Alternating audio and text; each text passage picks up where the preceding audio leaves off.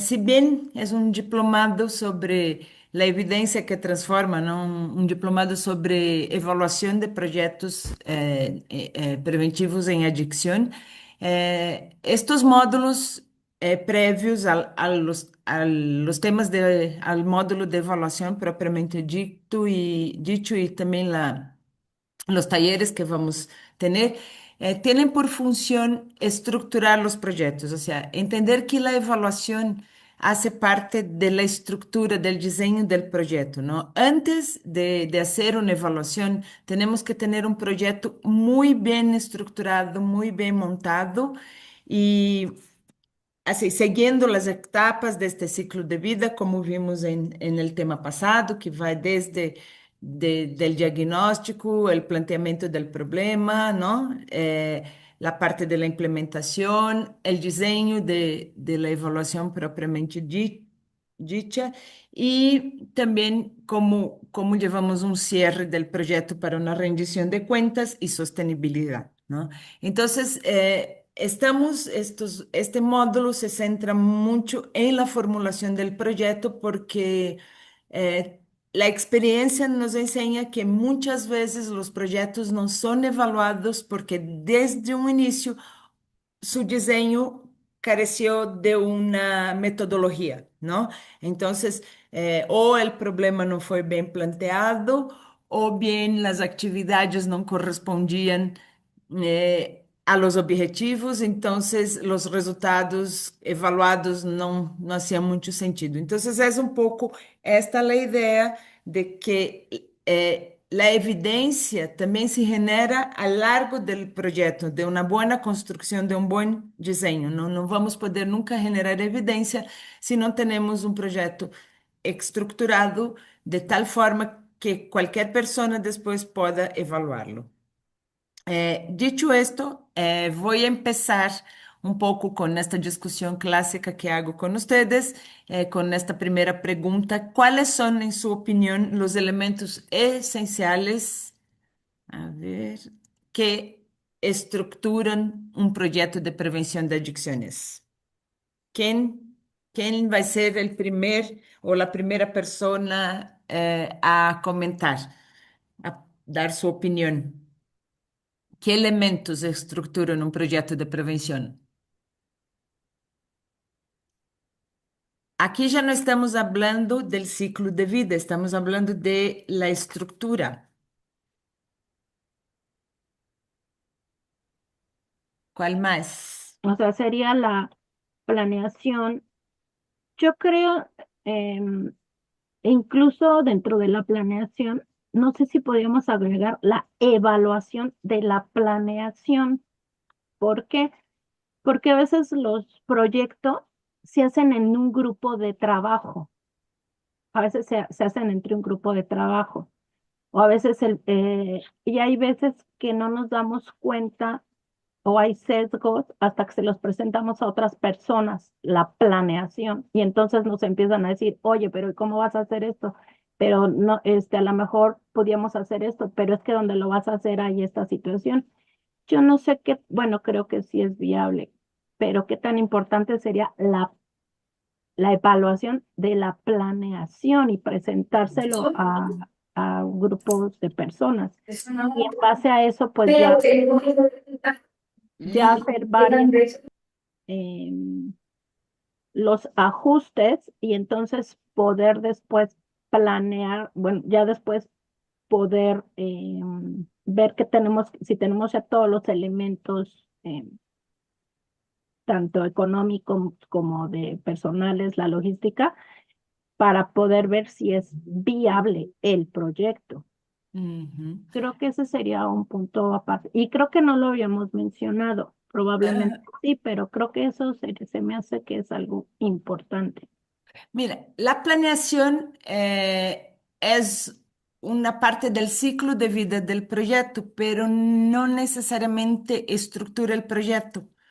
Ahorita vamos a ver, o sea, sí entiendo lo que quieres decir con la evaluación de la planeación, ver la viabilidad y todo esto, eh, pero como estructura de un proyecto, aquí ya estamos hablando del proyecto, no de su ciclo de vida, ¿no? Acuerda del módulo de los dos eh, pues de los dos temas anteriores que vimos mucho, el tema del diagnóstico, la planeación, el diseño, la evaluación. Ahora estamos pensando esos elementos que componen un proyecto, ¿no? La planeación se hace antes, ¿no? del proyecto, pero ¿cuáles son estos elementos estructurantes de un proyecto? Mm, ok. Mm, O sea, por ejemplo, cuando hacemos un diagnóstico, ¿no? ¿Qué buscamos en el diagnóstico? Sí, perdón, si Los quieres problemas, los Exacto, problemas que vamos a resolver. exacto. Entonces, el diagnóstico es, no es el diagnóstico como tal, pero es plantear el problema, el planteamiento del problema, por ejemplo, es el primer elemento estructurante de un proyecto. ¿No? O sea, tenemos que saber qué problemas buscamos atender, qué necesidades, ¿no? Buscamos, o problema que buscamos contrarrestar o necesidades que buscamos atender, ¿no? Entonces, el diagnóstico hace parte del ciclo de vida, pero lo que va aquí ya vamos a dar un salto para el planteamiento, ¿no? Entonces, ¿alguien más quiere comentar algo? sí, Adriana, está, la mano la tiene levantada Luis Ángel, que la acaba de bajar, pero si Este, no, te leo un poquito lo que han dicho en el chat, por ejemplo. Armando Sánchez nos responde, dice, tener una base de información. David Sánchez dice, depende de la metodología de la formulación, pero debe tener un objetivo general y específicos en acciones, productos, metas y los recursos necesarios para su implementación. Ujú, Y María Valencia nos comenta, podría ser a partir de un diagnóstico, la definición del problema, objetivos claros, marco teórico, población objetivo, recursos, cronograma y un plan de evaluación que permita medir resultados e impacto. ujú. Y Muy por ahí bien. había una mano levantada, pero creo que ya la bajaron. Ya. es- Exacto. Estos son los elementos. El objetivo, el planteamiento del problema, la definición de los objetivos generales, específicos, como dijeron, depende de la metodología, vamos a tener nombres distintos a estas fases. No es un plan de evaluación que hablamos ahora en la estructuración del proyecto, el plan de evaluación viene más, pero aquí hablamos de indicadores, ¿ok? Aquí es donde ya, a partir de nuestros objetivos, vamos definiendo nuestros indicadores. Entonces, aquí es un poco los elementos y la lógica estructural del proyecto, ¿no? Este proyecto debe seguir una secuencia lógica que inicia, por supuesto, en el diagnóstico, pero con la comprensión profunda del problema, ¿no? Y culmina en un plan operativo. Aqui estamos já falando de um plano operativo, não? Quando, que necessitamos, que queremos cambiar. En este momento, nosotros vamos pensar en el planteamiento del problema. Entonces, el diagnóstico nos definió muchas situaciones, ¿no? Muchos problemas, factores de riesgo, pero nosotros no vamos a poder trabajar con todos. Vamos a plantear un único problema, un problema específico, y a partir de este problema vamos justificar, vamos definir nuestra población objetivo, vamos definir los objetivos generales y vamos definir cuáles son los resultados esperados y vamos poner nuestras estrategias y líneas de acción. ¿Ok? Entonces aquí, ven, el diagnóstico sí es la base de todo, pero del diagnóstico nosotros vamos a sacar el problema central de nuestro proyecto. No, no podemos tener, pareciera fácil, pero no necesariamente es muy fácil, muy sencillo. Pareciera muy fácil plantear el problema a partir de un diagnóstico, pero no es tan sencillo como vamos a ver, porque muchas veces hay una confusión entre el problema o sus causas, el problema y sus consecuencias. Entonces, ahorita vamos a trabajar un poquito con esto. Pero esta es la idea, ¿no? Estos son los elementos estructurantes: el planteamiento o el problema central, la justificación, la población objetivo, los objetivos generales, los resultados y estrategias y líneas de acción. No necesariamente en esta orden, esto va a depender mucho de la metodología que vamos a usar, pero estos seis son, tienen que tener en todos los proyectos, ¿ok? Y cuando hablamos de resultados esperados, aquí es donde ya empezamos a definir nuestros indicadores, lo que vamos a medir al final de nuestro proyecto. Entonces, eh, el planteamiento es justamente el fundamento del diseño y base para a evaluación. Si planteamos, como decía en un rato, hace un rato, si planteamos mal el problema, es muy posible que todo nuestro proyecto esté mal, ¿no? Entonces, ¿por qué? Porque el problema es el punto de partida, ¿no? Entonces, debes describir exactamente qué está ocurriendo en nuestra comunidad, la situación que sería una situación adversa o un riesgo identificado, a quién afecta básicamente, quién es la población involucrada y cuál es su contexto, por qué ocurre, las causas directas e indirectas, los factores de riesgo, protección y qué evidencia lo demuestra, o sea, los datos cuantitativos y cualitativos que tenemos validados, ¿ok? Entonces, ¿por qué es crucial hacer este planteamiento? ¿Ah?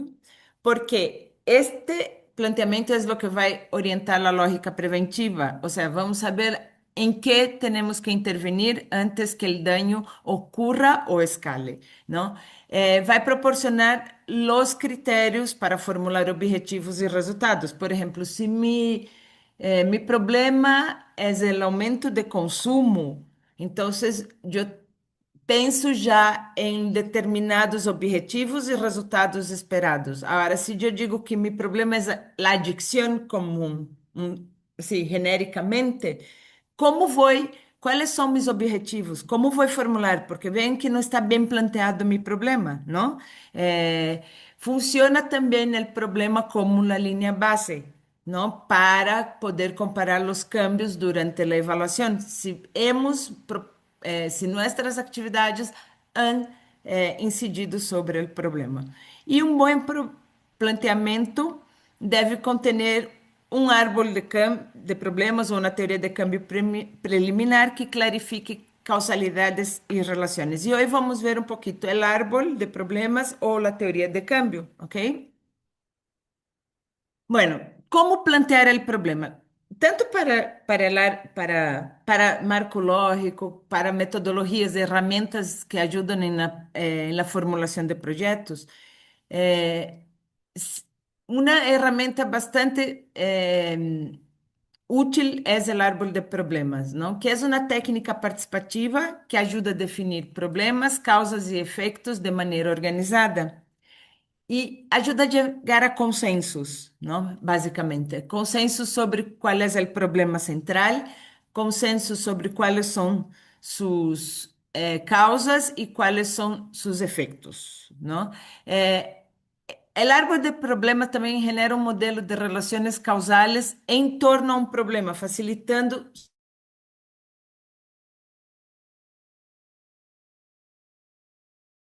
como decía, con la identificación del problema más importante que constituirá el tronco del árbol. Luego se identifica sus consecuencias, que son los frutos, y las causas. Las causas o orígenes del problema pueden jerarquizarse, ordenándose en causas principales y secundarias, el mismo proceso con las consecuencias. ¿Por qué es importante hacer, disecar, disminuzar este problema? Porque nosotros, en nuestra actividad, cuando hacemos un árbol de problema, un proyecto de prevención, a ver, si estamos hablando que es el aumento de consumo, nuestro objetivo al final es reducir el consumo. Entonces, nuestro propósito, pero ¿qué está llevando este aumento de consumo? Hay varios factores que llevan. ¿Y cuáles son las consecuencias de este aumento de consumo? ¿Por qué es importante definir, separar causas y consecuencias? Porque nuestras actividades tienen que atacar la raíz del problema y no el problema. Atacando la raíz del problema, vamos a cambiar el problema y no al revés. O sea, yo no puedo simplemente decir, o sea, quiero disminuir el consumo y hacer una serie de actividades que no tengan relación con las causas que están llevando a este aumento de consumo, ¿no? Entonces, por ejemplo, si la causa del aumento de consumo es una mayor permisividad, o sea, hay más permisos para tomar en la calle, vamos a poner así como ejemplo. Eh, não vai funcionar muito solo hacer prácticas con, o talleres con los jóvenes sobre los riesgos. Hay también que tener alguna cosa más estructurante, o sea, más relacionada a un cambio de una política pública que prohíba el consumo en la calle, ¿no?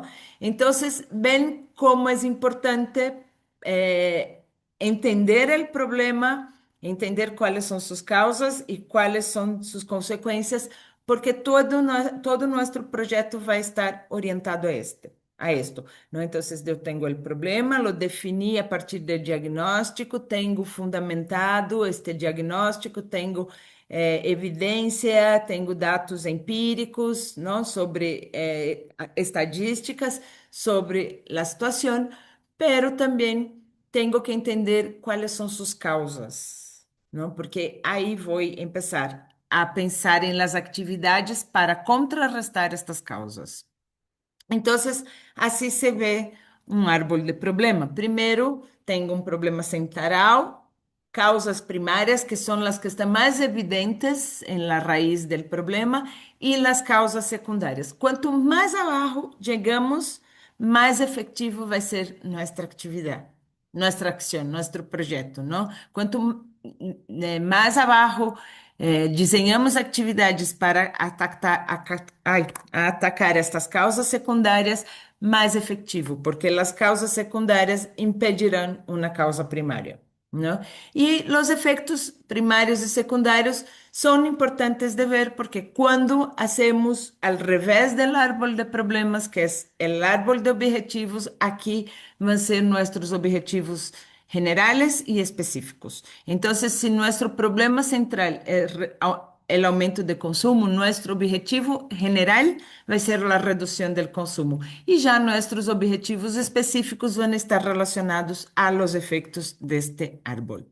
Entonces, ¿cómo vamos definiendo el problema? Y aquí me acuerdo de muchas talleres que hacíamos con, pues, de prevención de violencia y que están incluidos también el tema de prevención de adicciones y todo esto, pero la dificultad de llegar a un problema específico, esto nos damos cuenta cuando montamos, usamos otras herramientas como el marco lógico o la teoría de cambio, porque cuando vamos ver el propósito o el fin del proyecto, no es medible porque el problema no era medible, ¿no? Entonces, identificamos y formulamos el problema de manera clara y precisa, ¿no? Es importante que esta definición sea suficientemente específica para que pueda ser abordado de manera efectiva y que yo comprenda el problema así como mi compañero lo comprende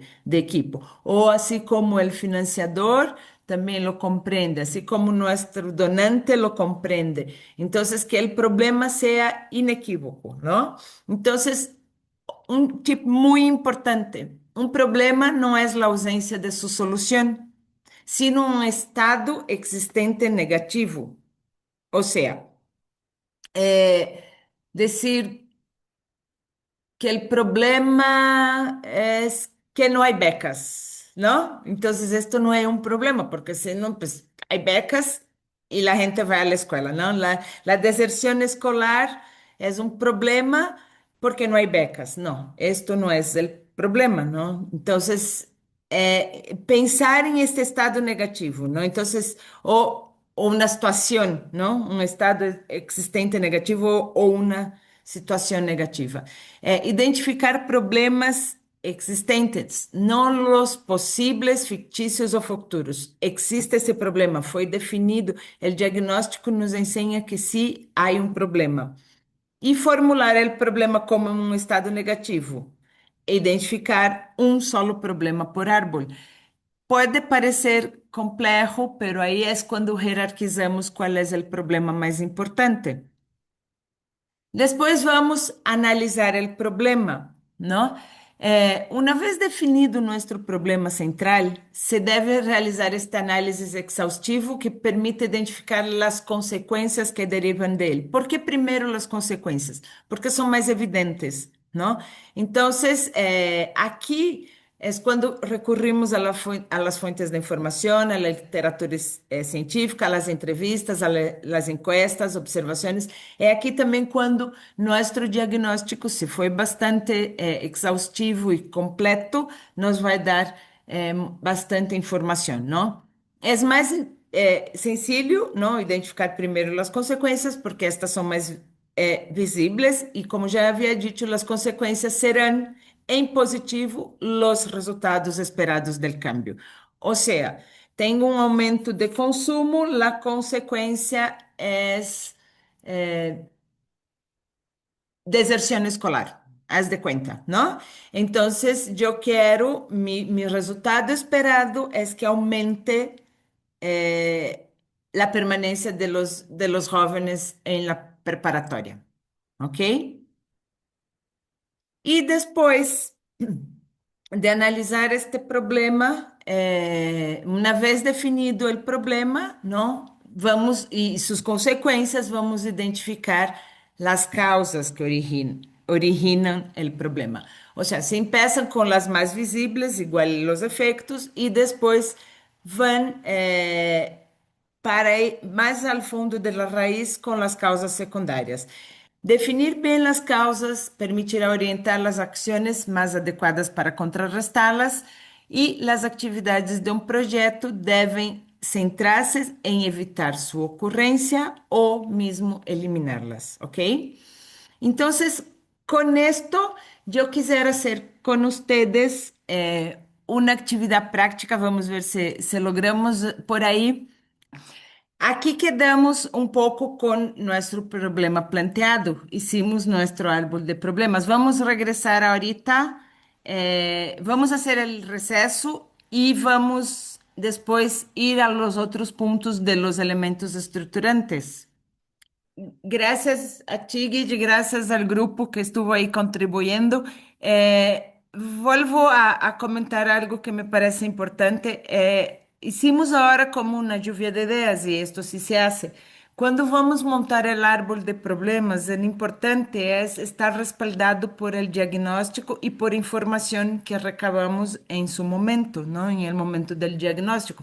Que no sea, me parece que yo creo que, ¿no? Estábamos ahora haciendo este ejercicio, esa lluvia de ideas, y aquí pues tenemos un grupo muy grande de 90 participantes y todos teníamos opiniones, pero en nuestros proyectos pues el grupo los grupos son más reducidos, entonces es más fácil también llegar a este consenso, ¿no? Entonces, por ejemplo, lo que nos demuestra la evidencia científica, ¿no? Para un árbol de problemas de este problema que habíamos pensado que el aumento de consumo como de sustancias, ¿no? Aumento problemático, podemos decir así, de consumo como sustancias, tiene como principal causa un efecto primario inmediato, aquí como estamos viendo el árbol ahora, ¿no? Sería la deserción escolar, ¿no? Y un otro efecto primario podría ser el abandono del trabajo, de las relaciones laborales o las consecuencias para la salud, como habíamos dicho antes, ¿no? Y todo esto puede, por ejemplo, como efecto secundario, generar un incremento de violencia, delincuencia o muertes, ¿no? Cuando trabajamos con los efectos de la salud que llevan a una inseguridad. Al final de cuentas, al final del día, sea para prevención de adicciones, para prevención de violencia, lo que estamos buscando es incrementar la seguridad, ¿no? La seguridad física, mental, todo, la seguridad de la gente. Y Adriana, perdón, sí, tiene su mano levantada Francisco Javier Ranguiano, sí, Francisco, para en cuanto tú decidas. Ajá. sí, puede hablar. Gracias, muy buenas tardes, saludos a todos. Quisiera hacer dos comentarios de la exposición que nos acabas de plantear. Mm, Primero, porque cuando hablamos del problema central, en el ejemplo que nos acabas de exponer, hay que ser cuidadosos en el planteamiento del problema. Cuando somos muy genéricos, nos hace encontrar una diversidad de causas. Entonces, por ejemplo, aquí se hizo el planteamiento del problema ante el incremento del consumo de sustancias, pero sigue siendo un problema muy amplio. ujú, Y luego pusimos entre paréntesis legales e ilegales. Entonces, en otra situación, al plantear el problema, también tenemos que pensar el enfoque metodológico de interpretación que vamos a dar, porque si hablamos de incremento de consumo de drogas legales e ilegales, estamos hablando desde un enfoque legal para poder atacar el problema. Y además, pudiéramos decir el incremento de consumo de sustancias, para problematizarlo más, legales o ilegales en adolescentes, o en ujú, niñas, o en mujeres, o en población escolar, o en determinado grupo vulnerable. En la medida que lo discriminemos más, creo yo que las causas del problema se pueden afinar mucho mejor. Por eso ahorita el ejercicio me pareció muy bueno, como para llevarnos mentalmente hacia la lógica de lo general a lo particular.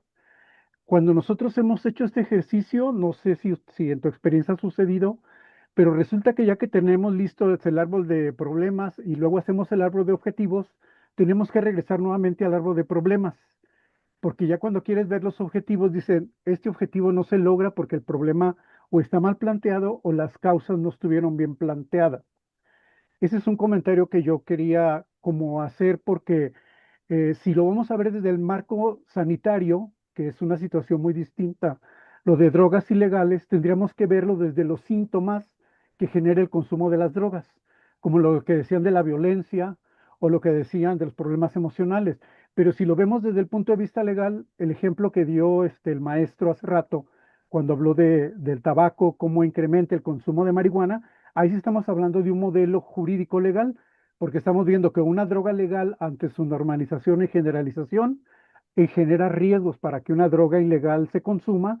Por lo tanto, ¿cuáles serían los problemas que llevan eso y cuáles serían las causas, pero desde el punto de vista legal? Y ahí podemos hablar desde lo legal, desde los adultos, que es una cosa muy, muy distinta a los problemas a los niños o adolescentes. ujú. Entonces yo, la verdad, nada más quería ese comentario porque a lo mejor algunos de los compañeros, a nosotros nos ha pasado así, que planteas un problema y luego hayas tantas causas que dices, no, pues son miles de cosas las que tengo que atacar. Nosotros hacemos siempre en las causas primarias y secundarias como una pirámide del más importante o de mayor predominancia a los que son secundarios o terciarios. Aquellos que son primordiales y que inician o desencadenan el problema o aquellos que tienen una secuencia de un problema subyacente. Entonces, Ujú, la metodología, yo nomás quería comentar porque ahorita siento que mucho se estuvo viendo desde el enfoque sanitario o tendiendo al de la salud, pero si te fijas, se habló muy poco de lo que estamos planteando, incremento en el consumo de drogas legales e ilegales. Y si vamos a hablar de legales e ilegales, entonces los problemas o las causas tienen que ir suscritas a esa situación, legales o ilegales, y de ahí partir para ver cuáles son las causas primarias o secundarias. Cuando sí. tú nos explicaste, perdón, mi último que voy a decir es que tenemos que delimitar si son situaciones individuales, familiares y sociales, ahí estamos hablando del modelo ecológico. Ujú, Y el modelo ecológico, aparte de ser multicausal y multidimensional, presenta una línea de tiempo cuando se presenta. ¿Por qué motivo? Porque alguien si tiene un problema emocional no va a ser lo mismo ahorita, cuando tiene 15 años de edad, que acaba de entrar a ese problema, a que tenga la persona el mismo problema emocional y tenga 50 años. Por lo tanto, la causa primaria o secundaria va a ser diferente, aunque aparentemente sea el mismo problema de causa de problema. Bueno, yo nomás quería comentarlo y sí recomendar mucho que ya que se termine el árbol de problemas, es importante retroalimentarlo con el árbol de objetivos y que los objetivos sean alcanzables en cuanto a lo que nos han platicado en las sesiones anteriores de los indicadores. Gracias. Sí. No, muchas gracias, Francisco. Déjame prender la luz aquí porque ya me estoy poniendo oscurita. No, tienes toda la razón, o sea, y en su momento acabé poniendo ilegal o legal por esto. Y sí, cuanto más bien definido el problema, más sencillo es hacer. Pero la idea es un poco esta, porque justo siempre acabamos poniendo problemas muy genéricos y no logramos definir bien. Pero regresando entonces un poco, vamos a pensar entonces aumento de la iniciación temprana del consumo de sustancia entre adolescentes, ¿no? Entonces ya vamos, ¿por qué? Ahí vamos podiendo poner los problemas, pero vamos con este ejemplo que hablamos al aumento de consumo, ¿no? Que fue lo que empezamos a trabajar. Entonces tenemos como los efectos de estos, ¿no? La deserción escolar, la delincuencia, ¿no? Entonces lo que fue buscar como objetivo era justo lo que decía Francisco. Mi objetivo es aumentar, disminuir la deserción escolar, es disminuir la delincuencia. Y delincuencia también es un término muy genérico, entonces por eso decía Francisco Javier que siempre es bueno hacer a la par el árbol de problemas con el árbol de objetivo. Y las causas, la principal causa para un aumento de consumo es esta normalización, ¿no? Si hay una normalización, hay una mayor disponibilidad también, o al revés, hay una mayor disponibilidad porque hubo una normalización de este consumo. Entonces, lo que tengo que trabajar aquí, tanto como yo, dependiendo del enfoque, puede ser legal, puede ser eh, eh, sanitario, pero una de las cosas que tengo que trabajar a nivel individual al menos es que hacer la gente entender los riesgos, ¿no? Entonces esto, cuando defino bien la causa o la subcausa, yo ya voy teniendo ideas para plantear las actividades de mi proyecto. ¿No? ¿Qué voy, las líneas de acción, las estrategias que voy a tener para el proyecto? Yo normalmente hacer este ejercicio era un poco para que vieran un poco cómo se monta el árbol. Algunas personas tienen más familiaridad, otras no, pero es un poco esta la idea. Y lo importante es no meter todas las causas, pero como dijo también Francisco Javier, es poner cuáles son las más prioritarias o más bien las que yo como equipo, como mi organización, mi institución, donde quiera que yo esté, podemos efectivamente abordar, ¿no? Si yo no tengo condiciones para abordar, pues no voy a ponerla en mi proyecto porque va a ser un proyecto fallido desde de un inicio. Dicho esto, pues aquí sería el árbol. La idea era trabajar desde aquí, pero vi que no era posible, por eso fuimos para el cuadro blanco y después lo paso y comparto con el grupo para que la próxima semana podamos tenerla y vamos a trabajar las otras metodologías. Entonces, una vez hecho este ejercicio, yo voy a justificar, voy a conectar, ¿no?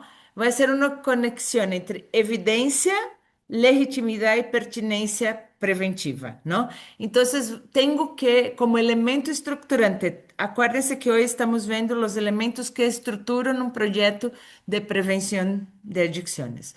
Entonces, voy a justificar por qué es necesario el proyecto y por qué es pertinente intervenir de forma preventiva. O sea, algunas cosas necesitan respuesta inmediata, pero si estoy viendo aquí, por ejemplo, la evidencia científica explica que hay hay evidencia científica sobre este problema, ¿no?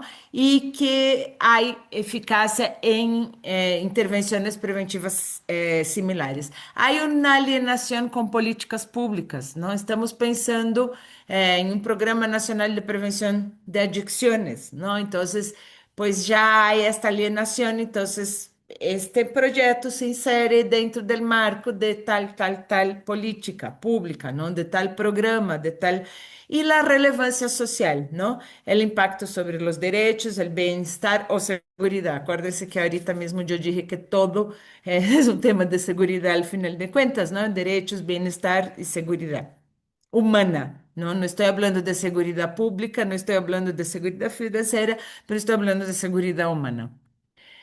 Eh, la pertinencia preventiva. ¿Cómo esta intervención evitará la aparición, el agravamiento o la transmisión del problema? Entonces, si yo detecto que hubo este aumento, eh, voy a detectar dónde está ese aumento. Entonces voy a decir, pues aumentó entre los adolescentes. Y si yo no hago nada ahora, ¿no? Estos adolescentes van, en su vida adulta serán adultos disfuncionales o no estarán en el mercado laboral o serán posibles delincuentes, ¿no? Entonces esto va a tener un costo económico, social, ¿no? Para la sociedad. La viabilidad era lo que decía, ¿no? ¿Cuáles son nuestras capacidades institucionales? ¿Cuáles son los recursos que tenemos como organización? ¿Cuáles son las alianzas, ¿no?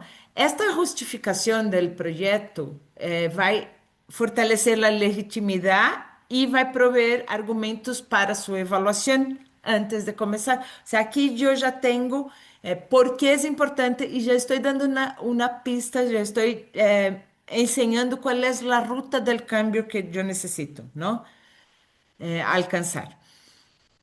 Aquí, justo, junto con el planteamiento del problema, a lo mejor hicimos primero el árbol de problema como herramienta y a lo mejor yo debía haber hecho este ejercicio al final, después de definir esto, yo voy a identificar quién serán atendidos, ¿no? Voy a definir mi población objetivo, voy a caracterizar y voy a alinearla con el enfoque preventivo. Entonces, yo tengo que definir explícitamente quién será atendido en mi programa.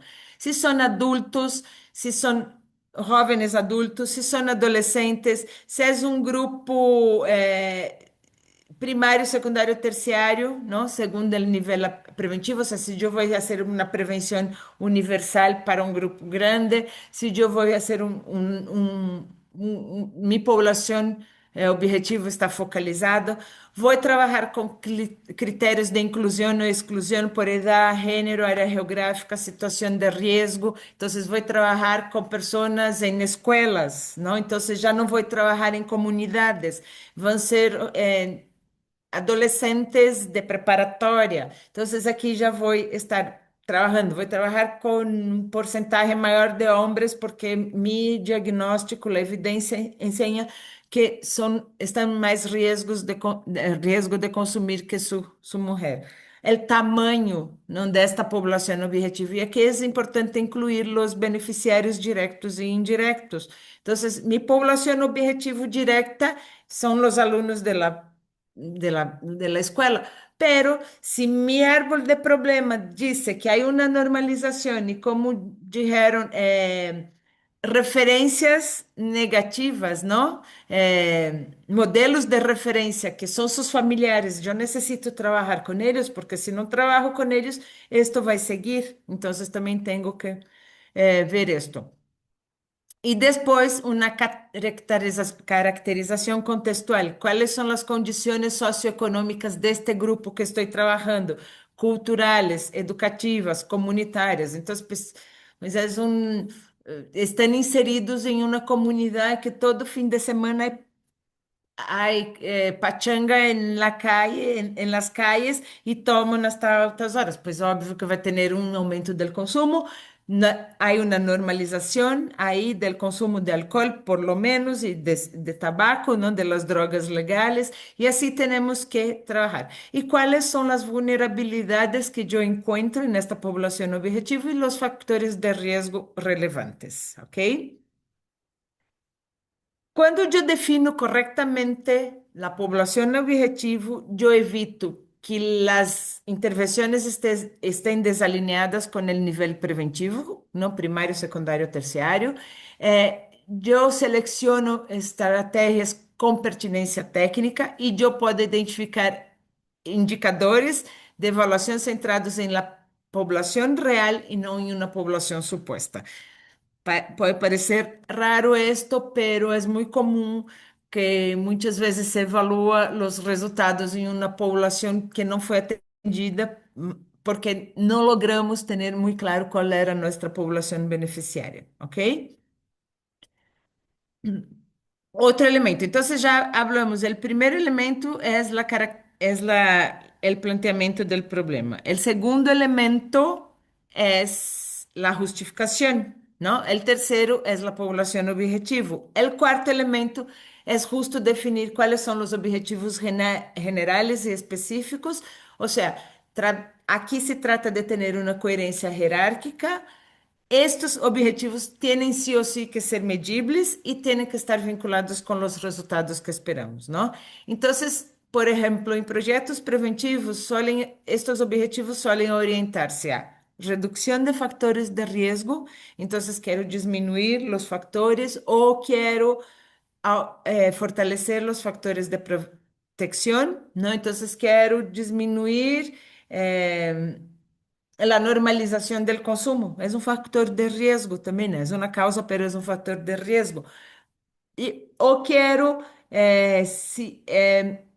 fortalecer los factores que sería, pues los jóvenes tienen conciencia, los jóvenes en la escuela, ¿no? Entonces voy a fortalecer estos factores.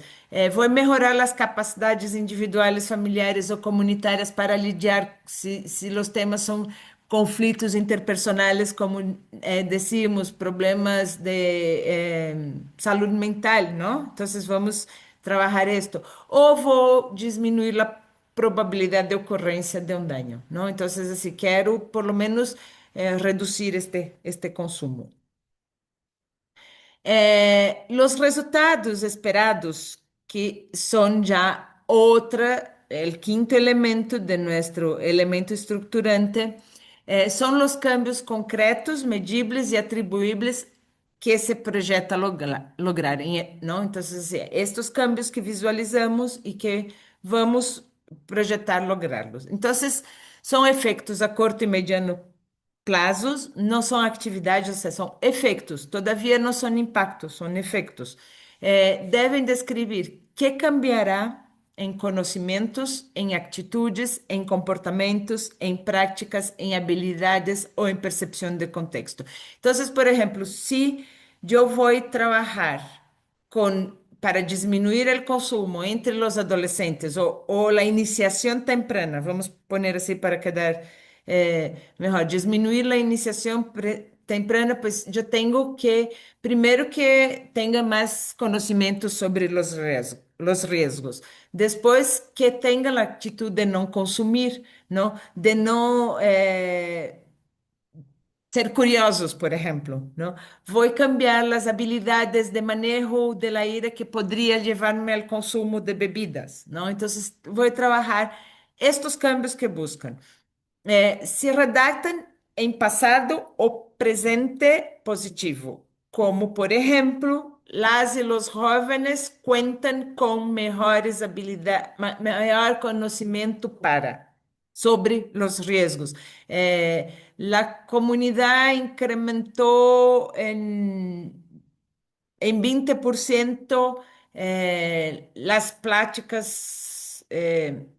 No, bueno, algo, ¿no? Vamos a pensar, estoy pensando ahora en los temas de adicciones, pero no pusimos comunidad. Disminuyó en 20% la normalización del consumo en la comunidad en la escuela, ¿no? Pensando en comunidad que escuela.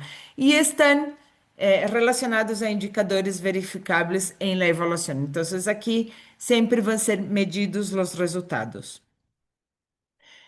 Esto es importante. Los resultados son exactamente el puente entre la intención, que son los objetivos que definimos, y la ejecución. Entonces es algo como Pues si yo hago bien las actividades, yo voy a tener los resultados que me van a llevar a los objetivos planteados, a lograr los objetivos. Entonces, para esto, siempre es funcional diseñar un modelo lógico. No estoy hablando aquí necesariamente del marco lógico, pero un modelo lógico que vincula los resultados con las actividades y objetivos del proyecto y que nos permite una visión general de cómo el proyecto debería funcionar, ¿no? Es un poco así, el proyecto, si hago bien las actividades, debería dar estos resultados, ¿no? Funcionaría de esta forma.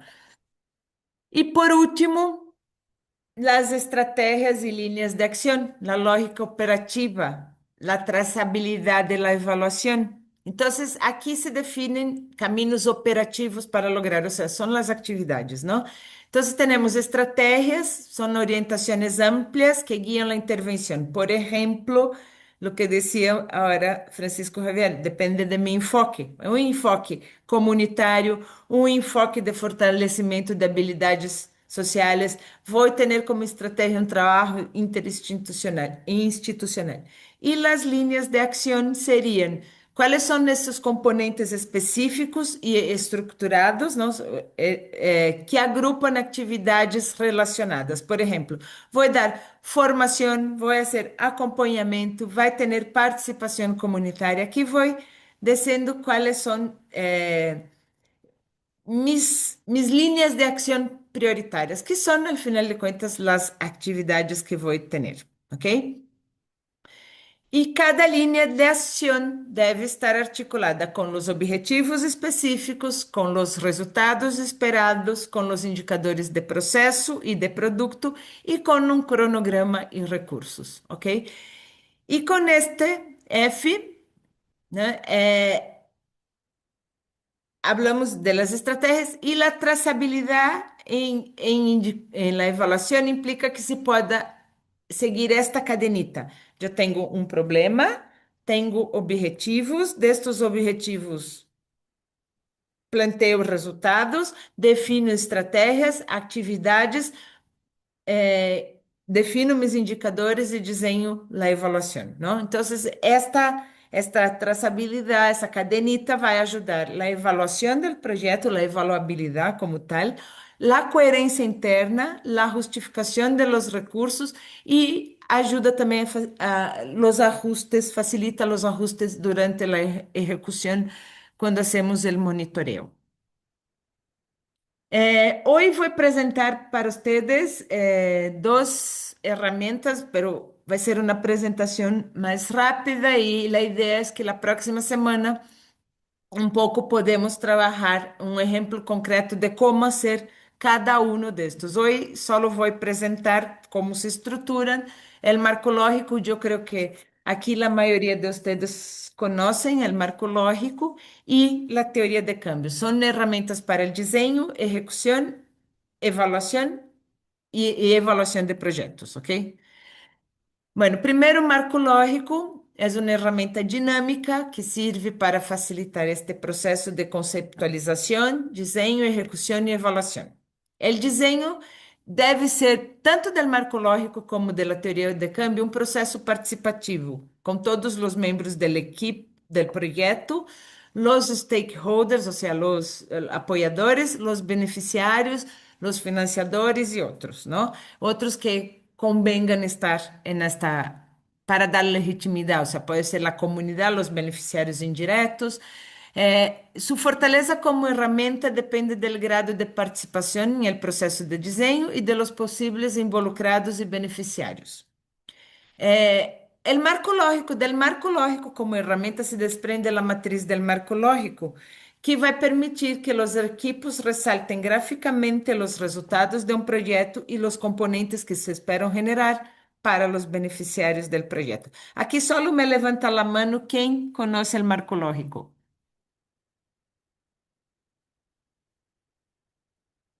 Eu não veo as manitas, pero sí, yo creo que muchos de ustedes ya, ajá, ya trabajaron porque incluso la mayoría de los que que trabajan tanto en gobiernos municipales o tienen financiamiento, ¿no? Con algunas organizaciones como Ficosec, algunos fondos como Ficosec, pues piden el marco lógico. Ay, espérame que estoy sin luz. O la matriz del marco lógico para la elaboración de los proyectos, ¿ok? Entonces, a ver, mi pantallita. Aquí. Entonces, vamos ver, la matriz vai ajudar que nós outros que vamos formular um projeto e executá-los, definamos objetivos claros que podem ser medíveis e que estejam relacionados por suas causas.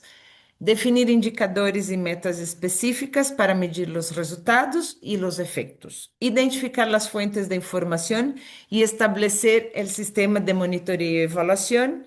Definir os insumos requeridos, humanos, financeiros, de tempo, e identificar os fatores externos, supostos que podem influir em los resultados do projeto. E estes supostos podem ser negativos ou positivos, ok? Se compone de 16 células, essa matriz são 16 células que se encontram relacionadas em uma lógica vertical e uma lógica horizontal de causa e efeito, não? Então, os cambios que se atribuem a uma célula também ocasionam cambio em el resto de uma célula. Então, é importante quando trabalhamos com a metodologia del marco lógico, es que si en el decorrer del proyecto hacemos algún cambio, hay que revisar todas las demás para ver si hubo o no un efecto, ¿no? O sea, porque van a depender. Ahorita vamos a ver cómo. Entonces, hay cuatro columnas, ¿no? En el marco lógico, que es el resumen narrativo, que son los objetivos específicos, los indicadores, los medios de verificación y los supuestos. Entonces, esta es la estructura del marco lógico. El resumen. El fin eh, que sería el impacto, ¿no? Son los beneficios globales con lo que contribuye el proyecto. ¿Cuáles son sus indicadores? ¿Qué indicadores vamos a usar? Vamos a usar indicadores que miden el impacto general que tendrá el proyecto, no sobre la población objetivo. Los medios de verificación son las fuentes de datos que vamos a utilizar para verificar los indicadores de finalidad. O sea, son aquella información que probablemente si yo voy a decir así, reducir el consumo, ¿no? O reducir. Entonces voy ahí con la misma encuesta que usé como fuente en mi línea base, voy a ver si hubo una reducción del consumo, ¿ok? Propósito. ¿No? Entonces aquí tengo el propósito en el marco lógico son los resultados, ¿no? Entonces va a describir el resultado directo del proyecto como consecuencia de los componentes, o sea, de los productos. Ahorita vamos a ver. Entonces, la lógica, tengo actividades, genero productos, estos llevan a resultados que van a dar un impacto. Es esta la lógica horizontal, vertical. Entonces, aquí el propósito va a medir el efecto sobre la población objetivo. Entonces, vamos a tener fuentes de datos como medio de verificación para verificar los indicadores de propósito. Y los supuestos son estos factores externos para cumplir, necesarios para cumplir el largo plazo del proyecto, ¿no? En los supuestos del fin, del impacto, son los factores para la sostenibilidad del proyecto. Aquí para cumplir los resultados a largo plazo.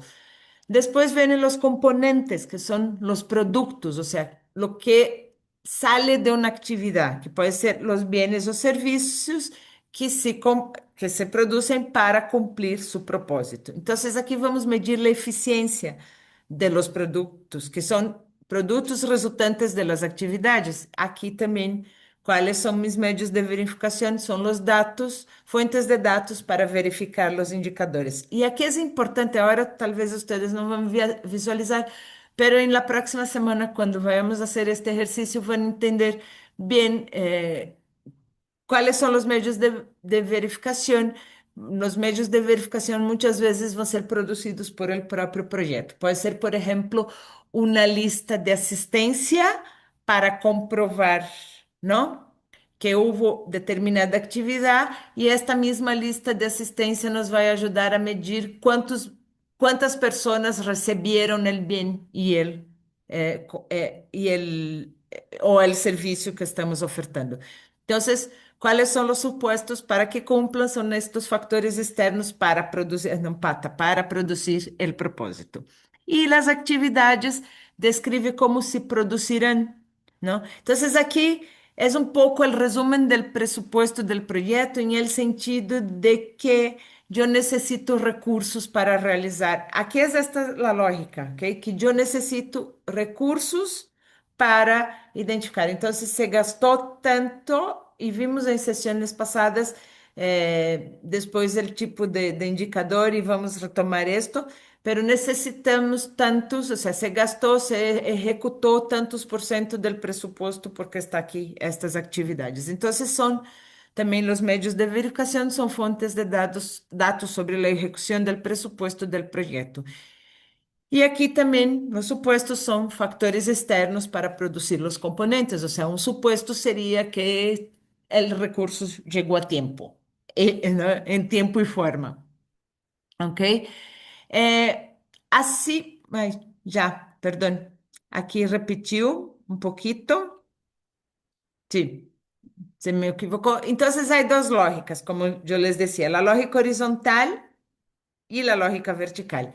La lógica horizontal se basa en el principio de correspondencia, que vincula cada nivel de objetivo a la medición del logro, ¿no? Entonces es así, hice las actividades, aquí tengo los indicadores, los supuestos se cumplió, ¿ok? Entonces es esta cadenita. Tenía el recurso, pensando en las actividades, tengo el recurso, ¿no? Lo medí, ahí funcionó. Eh, Tengo el indicador para medir los medios de verificación y el supuesto se cumple, ¿ok? Y la lógica vertical es esta de que si yo realizo actividades, no se basa en esta relación de causa y efecto entre los distintos niveles de objetivos. Entonces, si yo realizo actividades, estas generan productos, ¿no? Se producen los componentes, que serían, que así se llama, siempre y cuando los supuestos que están en la lógica horizontal sean confirmados en la realidad de ejecución, ¿no? Eh, las actividades necesarias y suficientes para producir un componente junto con los supuestos a este nivel confluye al éxito de la ejecución del mismo. Entonces, si yo produjo estos componentes, si se producen estos componentes y también en este nivel se ratifican, se logrará el propósito, que serían nuestros resultados, ¿no? Aquí los componentes, junto con estos supuestos a este nivel, van a describir las condiciones necesarias y suficientes para lograr el propósito. Y si se logra el propósito y se confirman los supuestos de este nivel, se habrá contribuido de manera significativa para alcanzar el fin. El propósito, junto con los supuestos también en ese nivel, describen aquellas condiciones necesarias, aun cuando no sean suficientes para lograr un fin. Entonces, acuérdense que aquí no tengo cómo hacer, pero déjame ver si puedo marcar. Sí, puedo. Entonces, sería así, así y así, ¿ok? Entonces, yo tengo, res- y va yendo así. Es un poco esta la idea, ¿ok? Tiene una lógica que es de así y una lógica que va de aquí. Entonces, yo describo, hago, vengo para acá, genero componentes, passo para acá, genero resultados, passo para acá, vengo y vengo para acá. Es esta la idea de la lógica. Quedó todo chueco, pero así es, ¿ok? Y ahora, ¿cómo borro esto? Muy buena pregunta. Ya. Mm, va.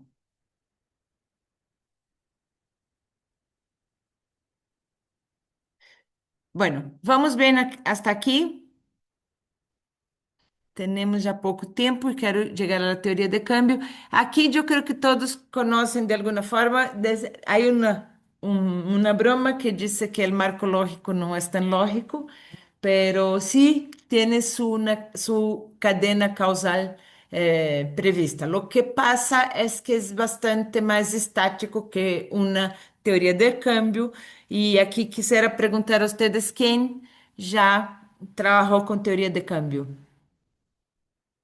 Así, solo hacen un like, levanta la mano como quieran.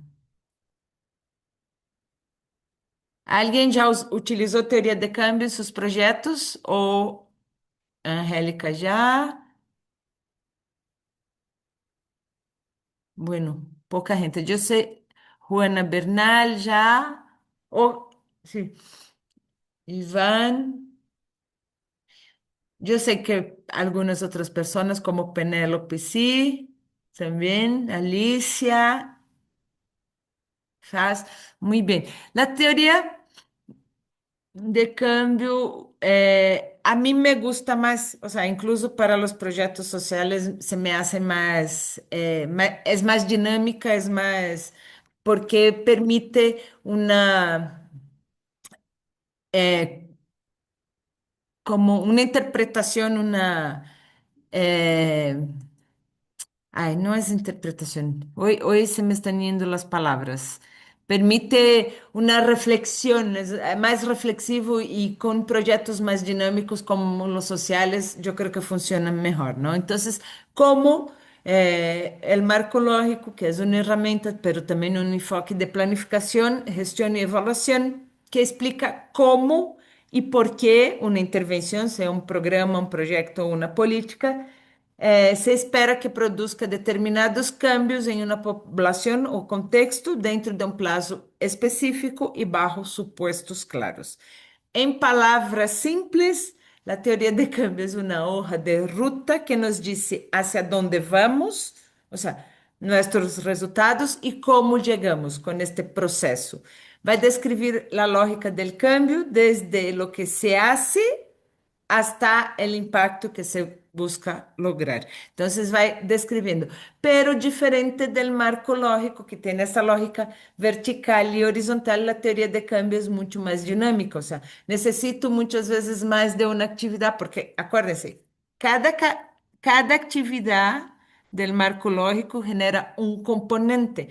En la teoría de cambio, una a lo mejor necesitamos dos actividades para generar un componente y esto nos ayuda a entender mejor, ¿no? Entonces, la teoría de cambio sirve para clarificar qué problemas se quiere resolver, definir qué cambios se esperan a corto, mediano y largo plazo, explicar cómo las actividades llevan a esos cambios, hacer explícitos los supuestos y los riesgos. Entonces, aquí, diferente del marco lógico, que solo trabaja con un supuesto que hay que cumplir, la teoría de cambio prevé riesgos, ¿no? Entonces, por ejemplo, yo estoy trabajando con personas con adicciones. Entonces yo tengo que ver el riesgo que esto implica para sus familiares, el riesgo que implica trabajar este proyecto para anticiparme a ellos y pensar en una mitigación de estos riesgos, ¿no? Orientar también ayuda a orientar el diseño de indicadores y la evaluación. En sesiones pasadas hablamos que no teníamos que poner todos os indicadores, é um pouco esto, a teoria de câmbio nos ajuda a definir quais são estes indicadores prioritários que nos podem agrupar um determinado número de câmbio e um indicador reflejaria todo isto, ok? E melhorar a coerência e sostenibilidade das intervenções.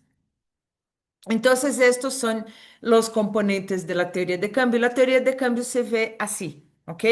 Entonces, yo tengo una necesidad o un problema, ¿no? Esto es común de cualquier herramienta, trabajamos con la necesidad o el problema. Yo defino insumos y actividades, ¿no? Entonces, tengo insumos, genero actividades que van a generar productos que llevan a resultados intermédios, entonces cambios a corto, mediano y largo plazo, que me llevan a resultados finales que me ayudan a contribuir a un propósito. Aquí lo importante es que el propósito es la contribución del proyecto para un cambio más general, no es el cambio como tal. Nosotros en la teoría de cambios llegamos hasta los resultados intermedios, ¿no? Porque estos todavía son cambios que podemos, que aunque no esté directamente en nuestras manos, un producto, un bien o un serviço generado vai produzir algum tipo de resultado, não? Então, eu tenho os supostos e riscos, defino indicadores e defino esta hipótese del cambio, que é minha ruta, esta ruta que eu dije, não? Na hoja de ruta que vou dizer que e como, ok? Entonces aquí, los componentes, regresando, ¿cuáles son las carencias? ¿Cuál es el contexto? ¿No? Los insumos, ¿cuáles son los recursos que tengo disponibles y las acciones?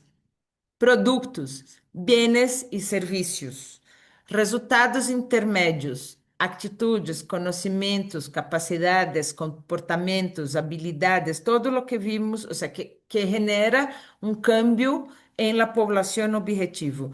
Resultados finales, es un estado de desarrollo, es algo más a largo plazo. Y el propósito es el objetivo macro, que es la sostenibilidad. Entonces, aquí es definición del problema y implementación, ¿no? Esta parte. Y aquí ya son resultados y impacto, las tres de la derecha. La definición y implementación, la definición del problema, necesidad e implementación sí está en nuestras manos, ¿no? Pero los impactos o resultados, impactos, efectos del programa já está fora de nossas manos. Esto também nos ajuda a não criar falsas expectativas ou não frustrar-nos com alguns resultados, não, de nosso programa. Como se construye a teoria de cambio? Nós vimos que a matriz del marco lógico se construye. São quatro colunas horizontales e quatro renglones, ¿no? Cada renglón en la columna de resumen narrativo van las actividades, los componentes, el propósito y el fin. Y los otros van los indicadores, los medios de verificación y los supuestos. La teoría de cambio empieza con la selección del problema, después define el propósito. O sea, el propósito es el objetivo macro. Después vamos a definir los resultados finales. Lo que quiero como resultado final, qué cambio en el estado de desarrollo de esta población yo quiero lograr, ¿no? Después voy a definir los insumos, o sea, tengo este problema, quiero cambiar esto, ¿no? Mi propósito es esto, es como la misión, ¿no? Defino los resultados que este logro un poco más allá de la población objetivo, pero que todavía no es sostenible. Perdón. Después defino mis insumos, si tengo esos insumos, puedo hacer estas actividades, defino mis productos y ahí sí defino los cambios en la población objetivo. Defino mis resultados intermedios, que son atitudes, comportamentos, conocimientos y la otra A que sempre, la otra C y capacidades. Después yo grafico la relación. ¿Qué quiere decir esto? Yo voy a decir, estas dos actividades juntas me van a generar este producto más este producto me van a generar este resultado. Ahorita van a ver un ejemplo de una graficación. Y esto me lleva a esto, ¿no? Formulo mis riesgos, casi es transversal, pero también puede ser que para un producto o una definición de resultados intermedios yo tenga un riesgo específico. Hay algunos riesgos que son hay supuestos que pueden ser más generales, pero hay algunos que son muy específicos que están relacionados a las actividades. Uno que es bastante explícito, que es muy fácil de, si yo trabajo, si estoy haciendo prevención de violencia contra la mujer y trabajo solo desde el punto de vista de la víctima, sin trabajar en el agresor, yo puedo estar aumentando el riesgo de la víctima de ser de una revictimización. Entonces yo tengo que pensar ya en una actividad extra, ¿ok? Y la formulación de hipótesis es esto. Si actividades generam produtos, esto deveria conducir a resultados intermédios que al final mejorará resultados finales, contribuyendo al propósito. Esta formulación de hipótesis en la teoría de cambio es lo que nos va a ayudar en el segundo elemento estructurante del proyecto, que es la justificación. Yo estoy haciendo esto porque esto genera esto. Es una cadena causal, lógica, ¿no? Por eso uno no sustituye al otro, pero son muchas veces complementares el marco lógico y la teoría de cambio. La principal diferencia entre los dos es que es esto, es más explicativa, más flexiva y más flexible y más reflexiva y pones énfasis en por qué ocurre el cambio. Por eso es una buena auxiliar, es una buena herramienta para la justificación. Ya el marco lógico es más lineal y más operativo. ¿Ok? Entonces, sí, hago estas actividades, tengo estos productos que generan este resultado que voy a mi propósito, ¿no? Entonces, productos, componentes, fin y propósito. ¿Ok? Y ahora, para terminar, hoy sé que fue exhausto el ejercicio de hacer la teoría de cambio no, el árbol de problema no salió como yo esperaba porque muy acostumbrada a hacerlo presencialmente, o sea, aquí como virtualmente es un poco más complejo. Pero aquí un poco la pregunta es, ¿ustedes ya utilizaron alguna de estas herramientas? Algunos me dicen que ya. ¿Y qué les pareció? ¿Les fue útil? ¿Les complicó más? ¿Cuál es la que les facilita más? Ahora quiero escuchar de ustedes porque tenemos estos últimos minutos para una discusión. Y sacar dudas, comentarios, escuchar sus comentarios. Ahora está con ustedes.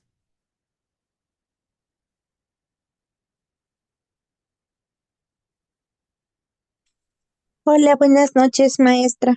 Noches.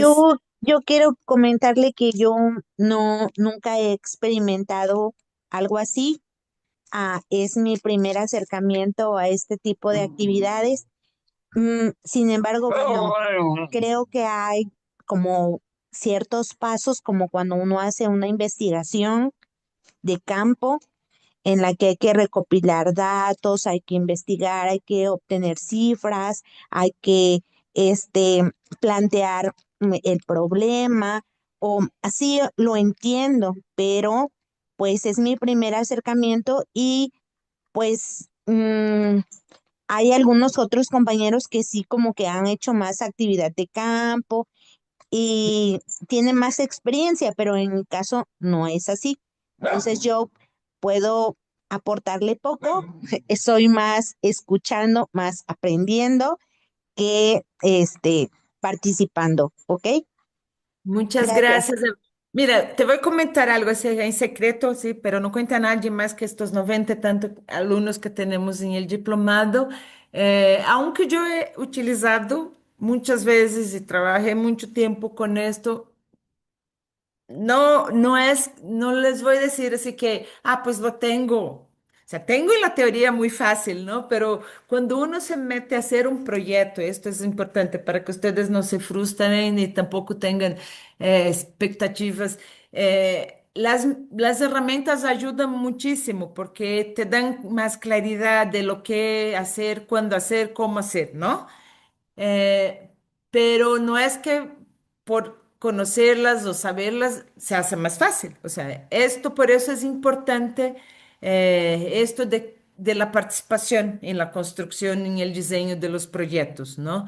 Que no podemos hacer solitos desde nuestros lugares, desde nuestros escritorios, porque no solo no nos da legitimidad, pero tampoco vamos a tener la seguridad de que haya una coherencia interna, ¿no? Entonces, o sea, siguiendo los pasos, estas herramientas ayudan en todo esto que vimos como los elementos estructurantes, ¿no? Desde, sí, sí, exacto, Penélope. Es más como un mapa y brújula que un recetario, ¿no? O sea, nos va ayudando, es una ruta, ¿no? Es como que nos va ayudando el caminito, pero como ya dijo el poeta, ¿no? Caminante no hay camino, el camino se hace al andar, ¿no? Entonces es un poco, tenemos que porque el contexto, el tipo de problema, las personas con quien estamos ahí involucrados, nuestros aliados, nuestros donantes, los intereses, los grupos de intereses, los grupos de apoyo, o sea, todo va a variar mucho. Nos ayuda mucho a estructurar, a tener una metodología clara, una metodología que nos permitirá evaluar después, tener criterios claros para la evaluación de estos proyectos, pero no es receta, ¿no? Porque si fuera receta, pues estábamos resueltos y era solo leer un libro, ¿no? Es como es un poco eh, prueba y error y hay que aprender haciendo así, no hay de otra. ¿Alguien más? ¿Algún comentario más? ¿Alguien más quiere comentar? Tello, adelante. Sí, buenas. Oye, espérame.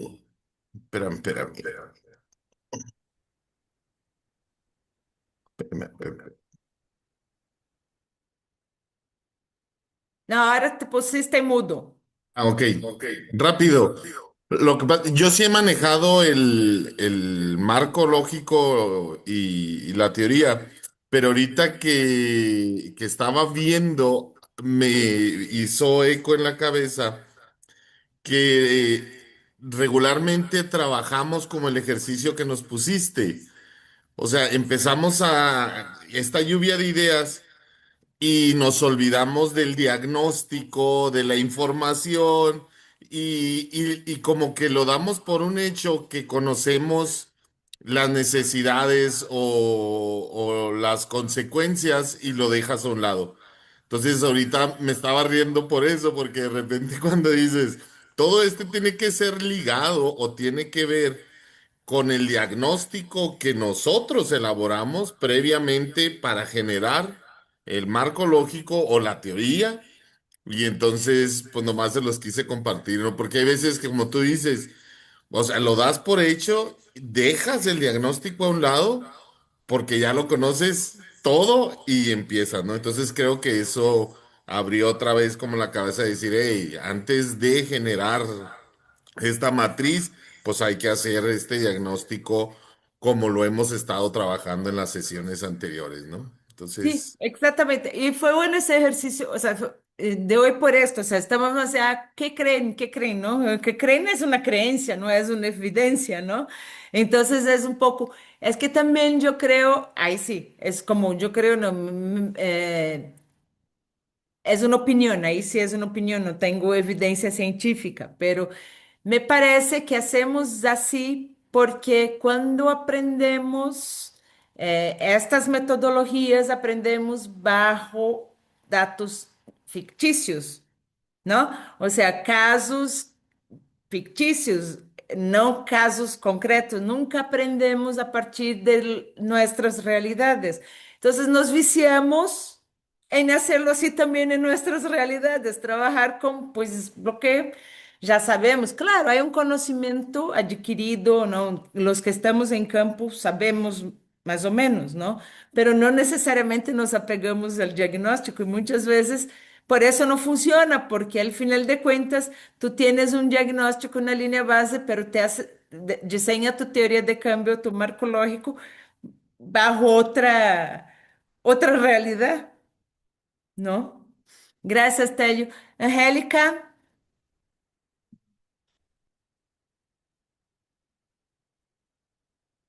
Hola, buenas tardes. Bueno, yo quiero compartir en Unidos con Esperanza. Nos tocó hace algunos años hacer un primer ejercicio de marco lógico y pues bueno, fue muy interesante la metodología de entrar a la comunidad, de realmente ir con las personas significativas, desde el director de la escuela, el policía del módulo, el líder, las mamás, los jóvenes con adicciones. Definitivamente es un ejercicio muy nutrido que da otra visión, porque sin duda la problemática nosotros la vemos desde unos ojos, pero no es como meterte a comunidad. Y también algo que a nosotros fue un ejercicio interesante, cómo a través del tiempo van cambiando las necesidades de la misma comunidad por las percepciones, no sé si me escuchan. Sí.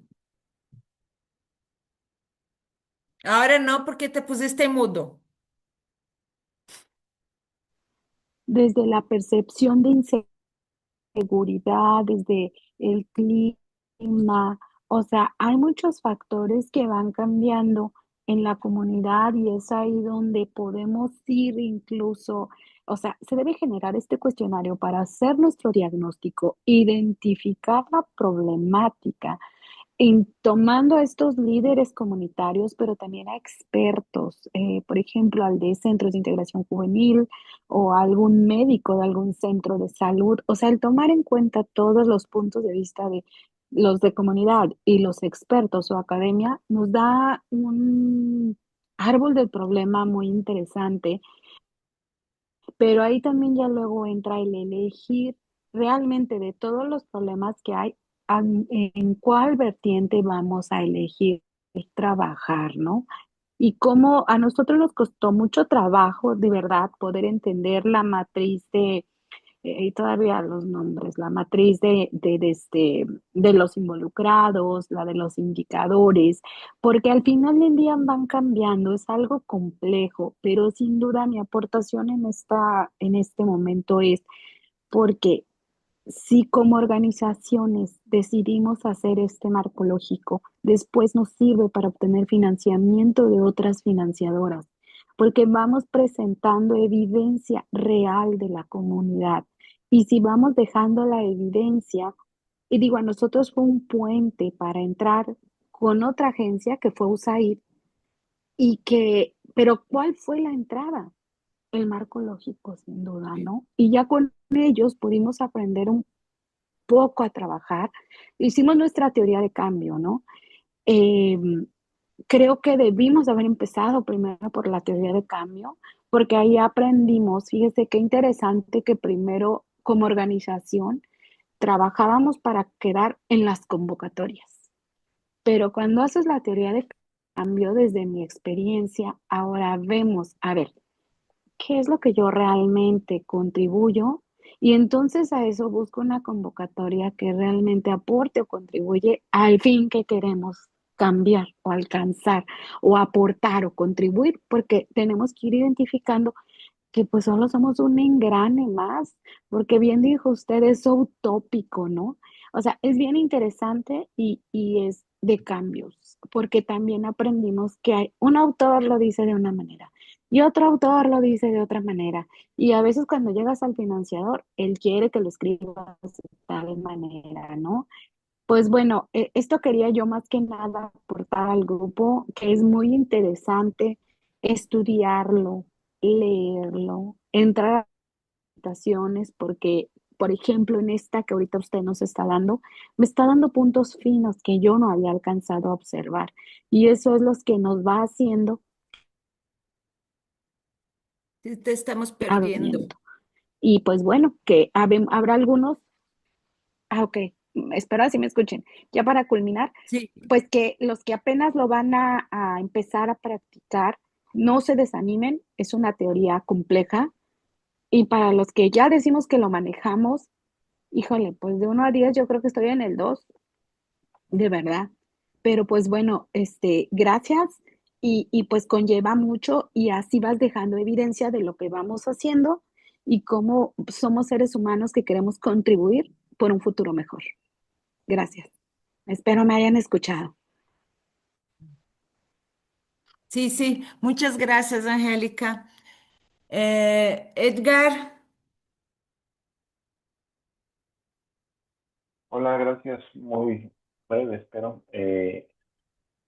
Mira, pues como tú sabes, yo ya en tema de evaluación de programas sociales, pues ya son bastantes años y sin embargo, hoy después de tantos años, poco más de 18 años, evaluando programas sociales de diferentes enfoques y perspectivas, quiero decirte que uno de los principales retos que hoy sigue constituyendo, pues un gran obstáculo, diría yo, para la instrumentación de ya sea metodología de marco lógico o bien teoría del cambio, es la capacidad técnica insuficiente de todo el personal en todas las instituciones. ¿Y qué quiero decir con esto? Que no solamente el que diseña propiamente la MIR, la matriz de indicadores para resultados, tiene que saber y conocer de la metodología, sino que toda la base operativa es la que principalmente debe de consensuar, coincidir y entender, si quieren en el sentido inverso, entender, consensuar y hacer lo propio para que en su nivel se vaya concretando en los distintos niveles de la planeación estratégica, sobre todo los resultados. Eh, Como sabemos, desde 2006 en el sistema de evaluación del desempeño, pues Marco Lógico ha tenido bastante penetración en México principalmente porque es normativo. O sea, no es algo que sea como si quiero lo hago o si no quiero no lo hago. Es algo que ya por ley está instrumentado y que desde la Secretaría de Hacienda y Crédito Público, bueno, pues este enfoque de presupuesto basado en resultados es una realidad. Sin embargo, en las instituciones yo sigo viendo cómo muchas veces lo hacen como un requisito técnico más que instrumental para poder favorecer efectivamente los resultados e impactos, aunque bueno, ya sabemos que marco la economía de impactos, pero que se puedan obtener a partir del ejercicio del presupuesto. Eh, Esta institucionalización de la metodología de marco lógico, pues finalmente también tiene un reto muy importante en México y en todas las instituciones.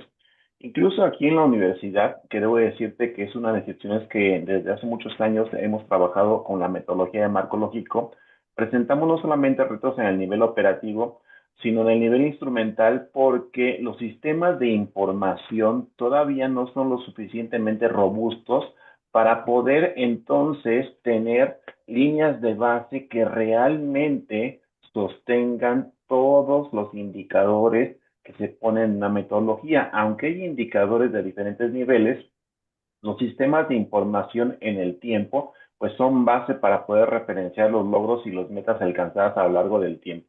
Entonces, cuando los sistemas de información muchas veces no son construidos a partir de estándares que se conozcan y se sepan entre todos los miembros de las organizaciones, en este caso todas las entidades académicas, pues también yo creo que es un reto importante. Entonces, muchas dependencias se enfrentan retos para integrar información oportuna, confiable y disponible que alimente precisamente los indicadores que se van definiendo en las matrices. Y sobre todo que en los últimos años se ha intentado instalar otros indicadores que no son cuantitativos, sino que son más del orden cualitativo, y creo que ahí un poco este tipo de metodologías es donde todavía cuesta trabajo orientar ciertas actividades que orienten las políticas institucionales, ¿no? Entonces, esa falta de líneas de bases sólidas, yo creo que también es un reto que tenemos que enfrentar. Y sobre todo la transformación institucional.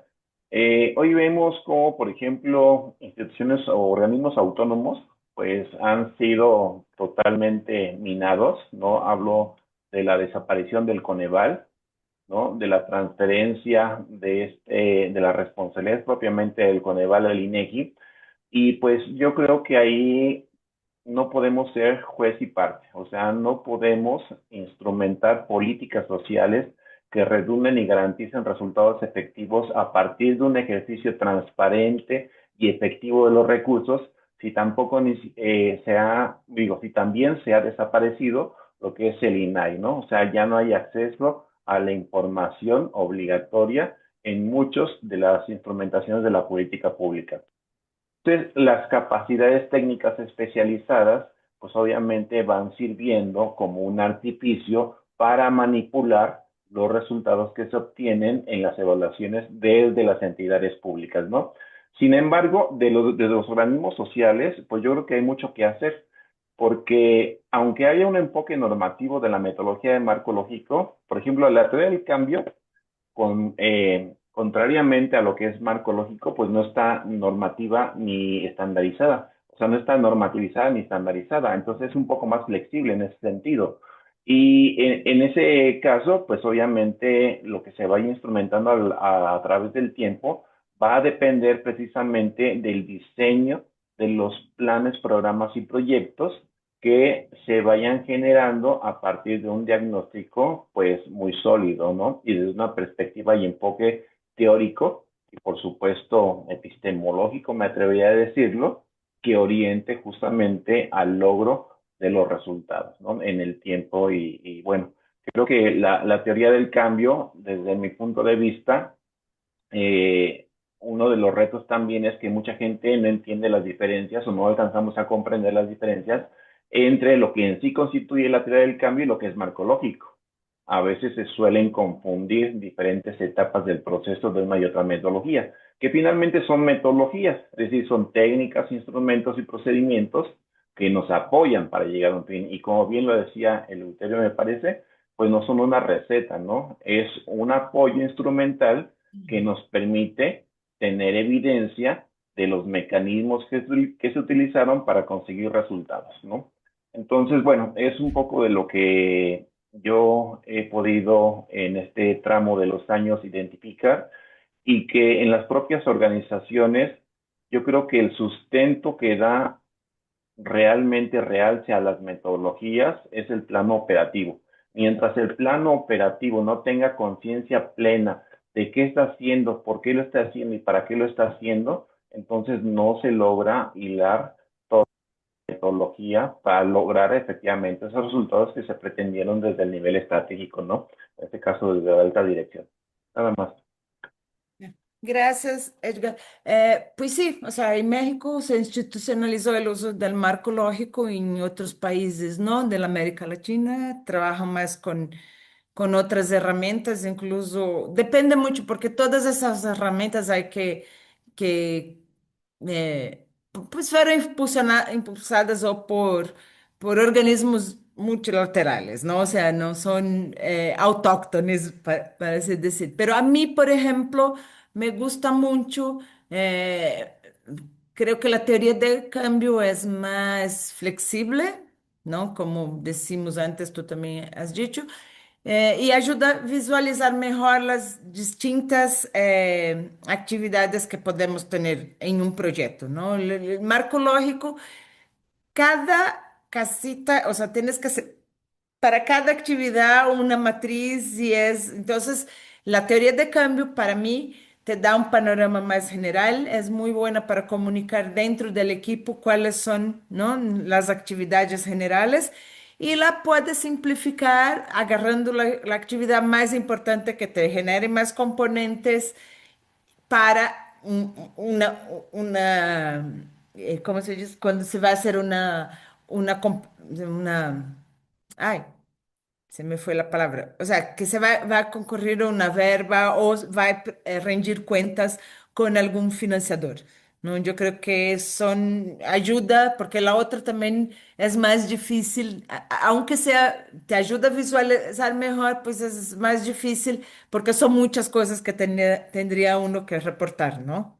Entonces yo creo que son complementarias en este sentido y nos ayuda, nos facilita, pero como dice también, pues es prueba y error y vamos a seguir así porque así son los proyectos sociales.